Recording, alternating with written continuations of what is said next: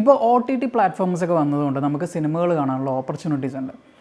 എൻ്റെ ക്വസ്റ്റ്യൻ ഇതാണ്, നിങ്ങൾ റാൻഡമായിട്ട് സിനിമകൾ കണ്ടു നോക്കിയിട്ടുണ്ടോ?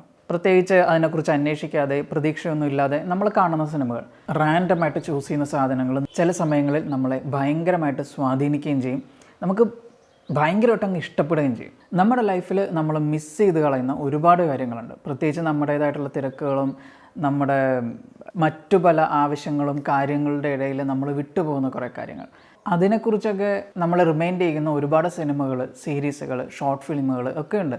അപ്പോൾ അക്കൂട്ടത്തിലൊരു നല്ലൊരു ഷോർട്ട് ഫിലിം എനിക്ക് തോന്നുന്നു ഇത് 100% നിങ്ങൾക്ക് റെക്കമെൻഡ് ചെയ്യാൻ പറ്റിയ, എനിക്ക് ഒരുപാട് ഇഷ്ടപ്പെട്ട 10 out of 10 റേറ്റിംഗ് നൽകാൻ പറ്റുന്ന ഒരു ഷോർട്ട് ഫിലിം നെറ്റ്ഫ്ലിക്സിൽ വന്നിട്ടുണ്ടായിരുന്നു. അപ്പോൾ ഞാനത് കണ്ടു. ദി ആഫ്റ്റർ എന്നാണ് ഷോർട്ട് ഫിലിമിൻ്റെ പേര്. ഈ ഒരു ഷോർട്ട് ഫിലിമിൻ്റെ കോർ സ്ട്രെങ്ത് എന്ന് പറയുന്നത് ഇതിൻ്റെ ഡയറക്ഷനും അതുപോലെ തന്നെ പെർഫോമൻസുകളുമാണ്. എസ്പെഷ്യലി ഇതിലെ നായകൻ്റെ പെർഫോമൻസ്. മിസാൻ ഹാരിമാൻ എന്ന് പറയുന്ന ഒരു ഫോട്ടോഗ്രാഫർ, അദ്ദേഹത്തിൻ്റെ ഡയറക്ടോറിയൽ ഡെബ്യൂ ആണ് ഈ ഷോർട്ട് ഫിലിം. ഡേവിഡ് ഒയേലോവോ, ജെസിക്ക പ്ലമർ എന്നിവരൊക്കെയാണ് ഇതിൽ മെയിൻ ക്യാരക്ടേഴ്സിനെ ചെയ്തിട്ടുള്ളത്.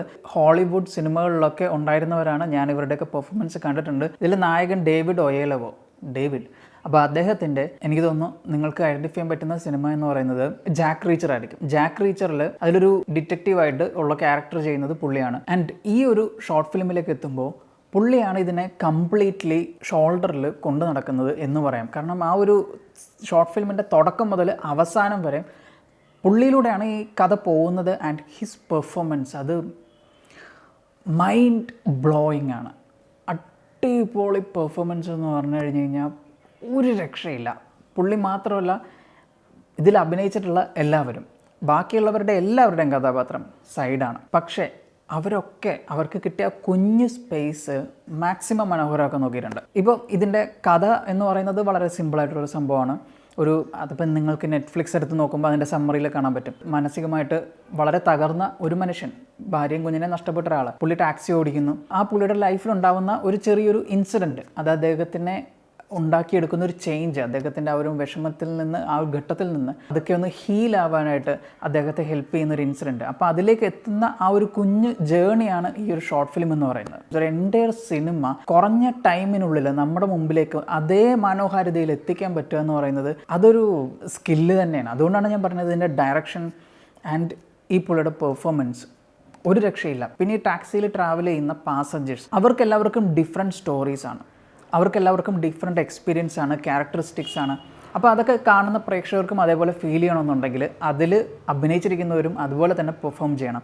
അതുകൊണ്ടാണ് ഞാൻ പറഞ്ഞത് എല്ലാവരും നന്നായിട്ട് പെർഫോം ചെയ്തിട്ടുള്ളൊരു ഷോർട്ട് ഫിലിമാണിത്. എനിവേ, ഞാൻ പ്രതീക്ഷകളൊന്നുമില്ലാതെ ഈ ഒരു ഷോർട്ട് ഫിലിം കാണാൻ സ്റ്റാർട്ട് ചെയ്തു. നല്ല വിഷ്വൽസ് ആയിരുന്നു, നല്ല സിനിമാറ്റോഗ്രഫിയാണ്, നല്ല കളറിംഗ് ആണ്, നല്ല വൈബ്രൻ്റ് ആൻഡ് കോൺട്രാസ്റ്റൊക്കെ ആയിട്ടുള്ള നല്ലൊരു വിഷ്വലാണ് ഇവർ ഒരുക്കിയിട്ടുള്ളത്. അപ്പോൾ അതുകൊണ്ട് തന്നെ നല്ല ബ്യൂട്ടിഫുള്ളായിട്ട് തന്നെ സ്റ്റാർട്ട് ചെയ്ത് വരുന്നു.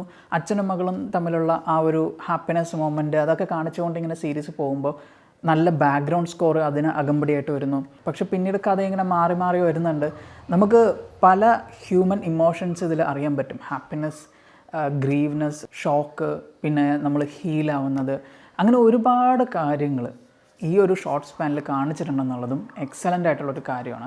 അക്കാഡമി അവാർഡ് നോമിനേഷൻ കിട്ടിയിട്ടുള്ളൊരു ഷോർട്ട് ഫിലിമാണെന്നുള്ളത് ഞാൻ നെറ്റ്ഫ്ലിക്സിൽ ഇങ്ങനെ കണ്ടു. അത് കണ്ടതുകൊണ്ടല്ല ഞാനത് ഡൗൺലോഡ് ചെയ്ത് കണ്ടു കഴിഞ്ഞപ്പോൾ ആ ഒരു എക്സൈറ്റ്മെൻറ്റിൽ ഇതിൻ്റെ കൂടുതൽ ഡീറ്റെയിൽസ് നോക്കാനായിട്ട് ചെക്ക് ചെയ്തപ്പോഴാണ് അങ്ങനൊരു സംഭവം കൂടി ഞാൻ കണ്ടത്. അതെനിക്ക് ഭയങ്കര ഒരു എക്സൈറ്റിംഗ് ആയിട്ട് തോന്നി. കാരണം അത്രയും ഡിസേർവിംഗ് ആണ്. പിന്നെ ഇതിനൊരു കുഞ്ഞു തീമെന്ന് മാത്രം നമുക്ക് പറയാൻ പറ്റില്ല. കാരണം ഒരാളുടെ ഗ്രീവ്നെസ്, അയാളുടെ നഷ്ടങ്ങൾ, അതിൽ നിന്ന് അയാൾ പതുക്കെ ഹീലാവുന്നു എന്നുള്ളൊരു സംഭവം ഈ ഒരു ഷോർട്ട് ഫിലിം കാണിക്കുന്നതിനൊപ്പം തന്നെ നമ്മുടെ ചുറ്റുമുള്ള പല കാര്യങ്ങളും നമ്മൾ മിസ് ചെയ്യുന്നുണ്ട് എന്നുള്ളൊരു സംഭവം ഇത് കാണിക്കുന്നുണ്ട്. അതുപോലെ തന്നെ സ്നേഹിച്ചവരെ നഷ്ടപ്പെട്ടതുകൊണ്ട് വിഷമിക്കുന്നവർ മാത്രമല്ല, സ്നേഹിക്കുന്നവരൊക്കെ ചുറ്റും ഉണ്ടായിട്ട് വിഷമിക്കുന്നവരും ഈ ലോകത്ത് ഒരുപാടുണ്ട് എന്നുള്ളൊരു സംഭവം ഈ ഒരു ഷോർട്ട് ഫിലിം മനോഹരമായിട്ട് കാണിച്ചിട്ടുണ്ട്. ടു ബി ഫ്രാങ്ക്, എനിക്കിതിനെക്കുറിച്ച് ഇങ്ങനെ പറഞ്ഞുകൊണ്ടേയിരിക്കാൻ തോന്നുന്നുണ്ട്. നിങ്ങളോട് അത്രയധികം എനിക്ക് റെക്കമെൻഡ് ചെയ്യാൻ തോന്നുന്നുണ്ട്. റിലേഷൻഷിപ്സിനൊക്കെ ഒരു ഇമ്പോർട്ടൻസ് കൊടുക്കുന്നൊരു വ്യക്തിയാണെങ്കിൽ, നിങ്ങളൊരു ഫാമിലി പേഴ്സണൊക്കെ ആണെന്നുണ്ടെങ്കിൽ തീർച്ചയായിട്ടും ഈ ഒരു ഷോർട്ട് ഫിലിം നിങ്ങൾ കണ്ടിരിക്കണം. കാരണം നിങ്ങൾക്കത് അത്രയധികം റിലേറ്റ് ചെയ്യാൻ പറ്റും.